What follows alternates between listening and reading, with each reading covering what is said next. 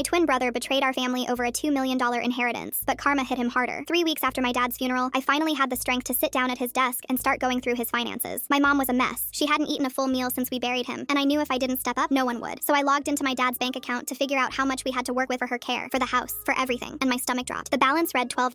That was it. $12 out of what should have been over $2 million. I refreshed the page 3 times because my brain literally could not process what I was seeing. I scrolled through the transaction history and my hands started shaking. Withdrawal after withdrawal after withdrawal, all within the last month. All while my dad was dying in hospice. All while I was holding his hand and watching him take his last breaths. I called my twin brother Seymour immediately. He didn't answer. I called again. Nothing. I texted him saying it was an emergency about dad's money and he needed to call me back right now. 20 minutes later, he finally picked up and his voice was way too calm. I told him the account was empty and asked if he knew anything about it. There was this long pause. Then he said, "Yeah, I took it." Just like that. No apology. No explanation. Just, I took it. I couldn't even speak. He kept talking like it was the most normal thing in the world. He said he used it to buy a house in Arizona. Cash. Even over the phone, his words dripped with entitlement. I deserved it because dad never appreciated me. You got all the attention growing up, so this is me evening the score. I took a deep breath, trying to reason with him. What about mom? What about her medical bills? What about the fact that she has nothing now? He said, "That sounds like a you problem." Then he hung up. I sat there in my dead father's office chair and I cried harder than I did at the funeral. Because this wasn't just about money. This was about the fact that I spent the last 8 months of dad's life driving him to chemo, staying overnight at the hospital, cleaning up after him when he couldn't make it to the bathroom in time. And where was Seymour during all of this? Nowhere. He visited twice